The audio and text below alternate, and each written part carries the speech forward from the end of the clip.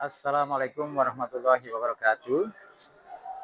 Alhamdulillah, kegiatan pelatihan advokasi dan paralegal berlangsung dari hari Sabtu sampai hari Minggu hari ini tanggal 8 dan 9 Agustus, sekaligus dalam rangka memperingati HUT Republik Indonesia, kerjasama antara LKLH Universitas Hamka atau UHAMKA dengan Pakomubin DKI Jakarta. Alhamdulillah, kegiatan ini istimewa. Kenapa? Karena pesertanya mayoritas adalah para ustadz dan ustadzah dan dari berbagai unsur ormas, hampir dari Jabodetabek plus Sulawesi dan Kalimantan. Tujuan dari kegiatan ini tentunya untuk pemberdayaan, meningkatkan, meneguhkan komitmen para ustadz, dai dan dayah untuk ikut serta menegakkan kebenaran dan keadilan.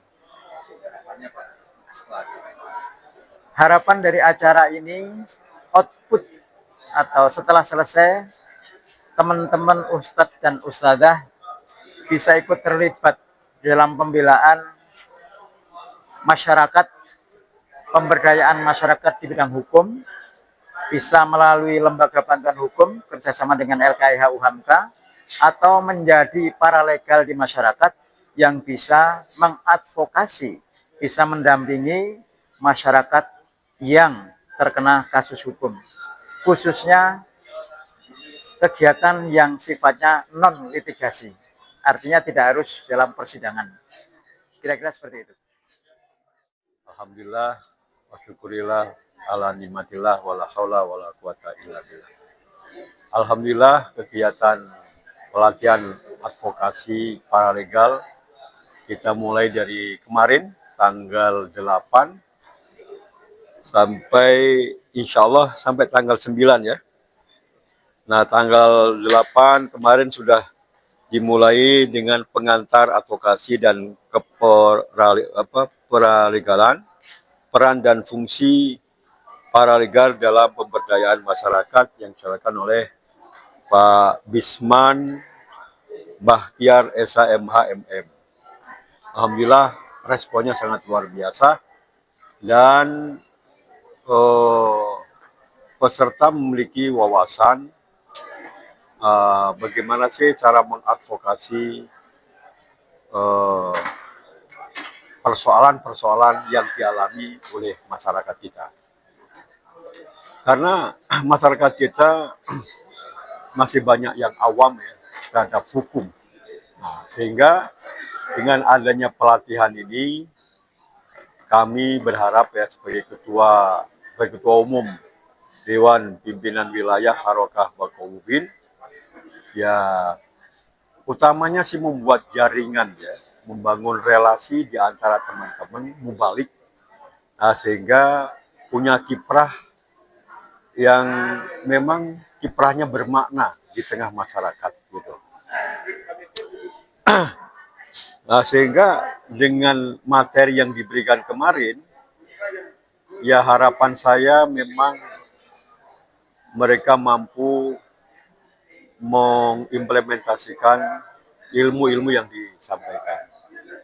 Kemudian yang kedua, kemarin itu fikih pembelaan terhadap mustadafin, tanggung jawab mubalik dalam menegakkan keadilan. Nah, ini memang fenomena yang dihadapi oleh mubalik itu tidak sedikit ya, bukan hanya masalah kemiskinan, kemudian ketidakadilan, bukan hanya itu. Persoalan di tengah masyarakat nampaknya perlu perhatian. Nah, fenomena seperti ini kalau tidak dimulai oleh kita sebagai seorang mubalik, maka kasihan. Karena tidak sedikit masalah-masalah yang ada di tengah masyarakat itu tidak ada solusi. Nah, dengan adanya pelatihan advokasi dan paralegal ini, ya insya Allah mampu menjelaskan di tengah masyarakat. Gitu. Karena memang keadilan hari ini memang masih ibarat bagaimana mencari jarum di tumpukan jerami. Karena memang sulit. Nah, oleh karena itu pembekalan terkait dengan masalah pembelaan terhadap Ustadz Afin itu sungguh sangat penting dan kewajiban menurut saya. Maka saya sering menyetir sebuah kaidah fikih al-amru al-asru fil amri lil wujub. Sudah kewajiban. Maka di dalam ayat Al-Qur'an surat An-Nisa ayat 75, kenapa kamu tidak berperang? Dalam arti kenapa kamu tidak bangkit untuk membela orang-orang yang lemah, yang dijolimi. Dan bahkan dalam Al-Quran itu, ya kan, penduduk ini adalah diisi banyak orang yang zolim. Kadang-kadang dia punya pejabat, kadang-kadang dia sebagai penegak keadilan, tapi justru tidak tampak bahwa dia sebagai penegak keadilan. Maka kata penulis buku Falsafatuna Tarbiyah Islamiyah yang ditulis oleh Majid Irsan Kailani itu menulis begini, al-alaqatul adli wal ihsan, ya, hubungan relasi antar manusia sejatinya harus menegakkan keadilan dan penebar kebaikan. Manakala semangat penebar kebaikan tidak ada, kata Ibnu Taimiyah, tunggulah kehancurannya. Na'udzubillah min dzalik. Nah, sebelum negara ini hancur akibat dari orang-orang yang tidak peduli ya terhadap penegakan keadilan di tengah masyarakat mustadafin ini, maka bangkit. Ya, mudah-mudahan ini setelah kita lakukan terus-menerus dan animo masyarakat ya dengan banyaknya yang daftar seperti sekarang ini karena apa? Di masyarakat itu memang tidak banyak yang bisa menyelesaikan gitu loh. Sementara mubalik ini adalah orang masyarakat yang dibutuhkan oleh masyarakat. Saatnya tampil, ya tampil berarti untuk menyelesaikan masalah-masalah itu. Nah, sekarang kita mulai dengan konsultasi karena materi kita teknikal saja. Kita mulai dengan konsultasi. Kalau Bapak Ibu mendengar kata konsultasi, apa yang ada di pikiran Bapak Ibu sekalian? Silakan. Ya, kalau dengar ini ada kata konsultasi, apa yang Bapak Ibu rasakan atau apa yang terlintas di pikiran benak Bapak Ibu? Ayo jangan merayakan, Bapak Ibu cerita dulu. Kenapa? Oke, mengenai masalah, solusi. Oke, datang mengadukan masalah, curhat.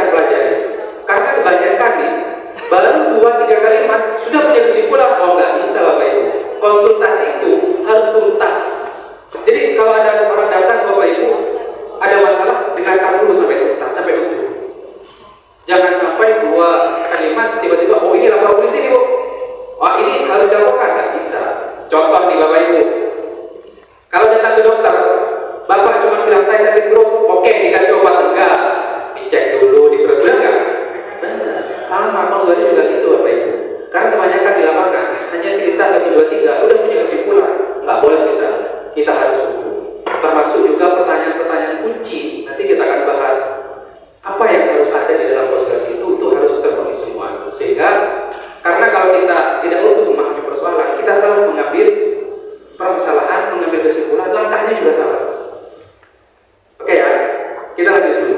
Yang kedua, menggali fakta dan kronologi.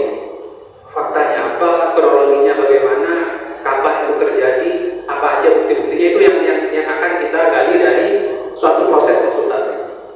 Oke, yang ketiga, mengidentifikasi kebutuhan hukum maupun non-hukum.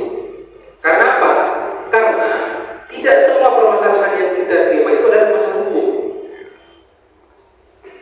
Kalau bukan masalah hukum, ya treatmentnya bukan treatment hukum, beda. Ada memang yang permasalahan hukum, oleh karena itu ya kita perlu dengarkan semua ceritanya dulu dalam konsultasi ini. Yang keempat, kita juga menjelaskan, nah kalau masalahnya seperti itu, haknya seperti ini, kewajibannya seperti ini, penyelesaiannya seperti ini. Nanti akan kita dibahas satu-satu, termasuk menentukan langkah lebih lanjut atau rujukan.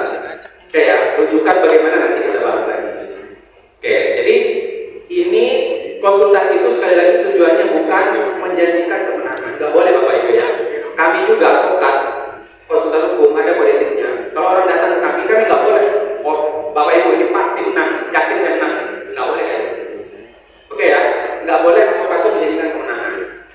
Yang kita bisa lakukan adalah secara profesional membantu dia sebaik mungkin, seprofesional mungkin. Oke, kita lanjut. Nah, jadi konsultasi itu sebenarnya adalah, kalau dari definisi tadi itu adalah proses pemberdayaan, bukan mengambil alih keputusan. Ini ada salah satu, ini sangat menarik saya juga di sini. Rogers dia bilang bahwa sebenarnya setiap individu itu Bapak Ibu, dia itu bisa berkembang dan bisa menyelesaikan masalahnya sendiri. Asalkan apa? Satu, dia dapat lingkungan yang baik, dapat penerimaan dan dapat support. Nah, kita dalam rangka itu menciptakan lingkungan yang baik, mensupport dia, memberikan dorongan yang positif. Agar apa? Agar dia dalam tanda kutip bisa menyelesaikan masalahnya. Nah, kita datang hadir di situ dalam kata itu. Kayak, nah oleh karena itu maka tugasnya teman-teman Bapak Ibu sekalian nanti para legal itu bukan untuk memutuskan. Jadi bukan Bapak Ibu yang memutuskan gitu. Bapak Ibu cuma memberikan pandangan baik secara hukum maupun non hukum.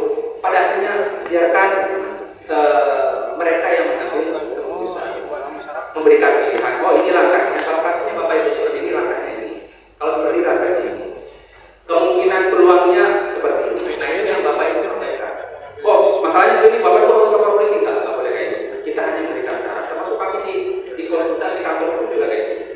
Karena selain di Jakarta kami di luar juga ada kantor hukum Bapak Ibu. Jadi kami memberikan advice ya.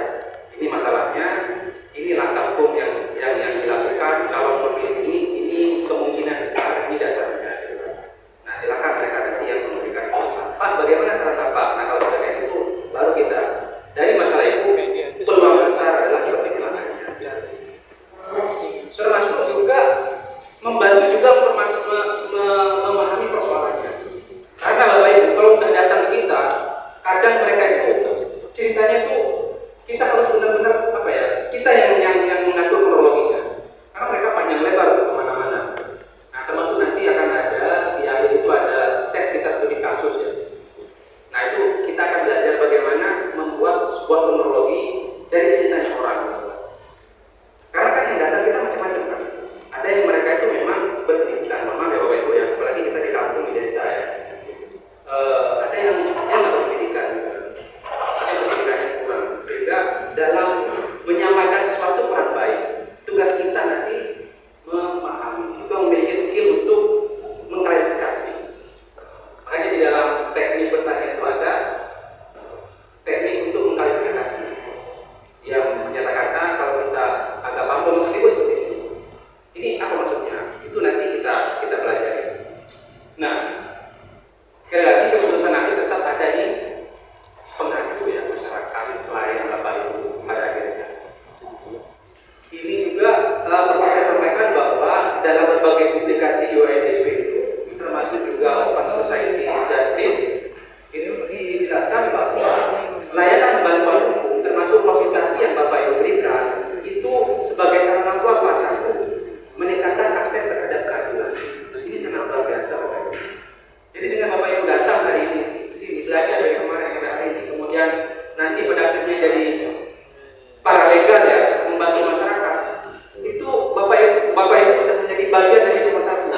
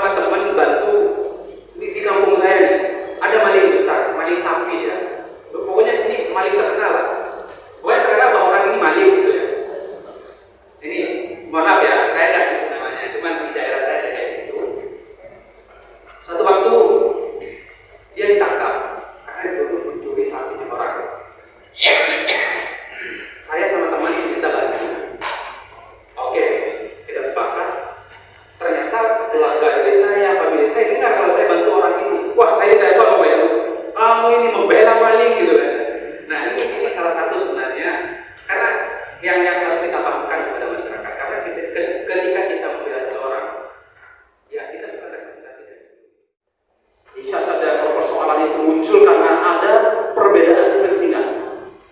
Seringkali terjadi perbedaan kepentingan. Perbedaan kepentingan itu tergantung ada fakta yang sama, tapi sudut pandang berbeda, karena bisa jadi ada kepentingan berbeda. Dan disinilah muncul masalah. Kemudian yang kedua adalah perbedaan pemahaman atas hak dan kewajiban. Kemudian yang ketiga adalah perbedaan penafsiran atas perjanjian. Seringkali perjanjian itu awalnya dibahas secara bersama-sama, tapi di kemudian hari ada muncul penafsiran yang berbeda. Makanya Bapak Ibu sekalian, ketika membuat suatu perjanjian, harus betul-betul pastikan direview dengan baik. Mulai dari jangankan pasal per pasal, kata per kata, bahkan titik koma yang sekalipun betul-betul harus diperhatikan. Karena potensi kemudian hari itu akan menjadi masalah, dan itulah yang kemudian kita perdebatkan di pengadilan. Sebagai contoh misalnya, ini lagi supaya anak-anak saya samping tadi saya sampaikan sebagai peneliti dan juga praktisi. Ketika dulu saya menjadi penasihat hukumnya atau kuasa hukumnya, ini saya kira kasus yang dulu cukup dikenal, ini kasus yang gugatan Pak Herjal terhadap Pak itu. Kebetulan pada saat itu adalah saya sebagai kuasa hukumnya. Sebetulnya di perdebatan itu ada yang paling itu cuma satu kata. Satu kata itu kemudian kita hadirkan ahli untuk menerjemahkan itu, untuk menanyakan tentang pendapatnya, dan kemudian itu akhirnya lahirlah putusan yang pada saat itu mengabulkan gugatan yang kami ajukan pada saat itu. Ya, tentu saja ada persoalan-persoalan lainnya. Kemudian yang ketiga adalah perbuatan melawan hukum yang menimbulkan perselisihan antara para pihak. Jadi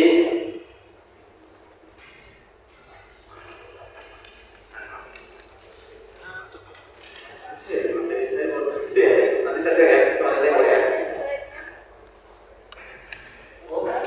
Saya ini tidak kalau ini ada satu sesi.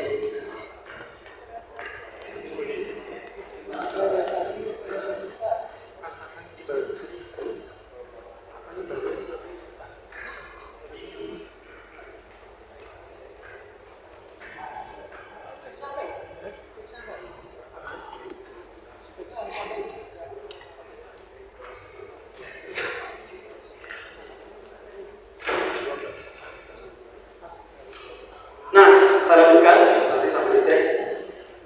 Terhadap persoalan yang saya sebutkan tadi, adalah penyelesaian sengketa terdapat dua jalur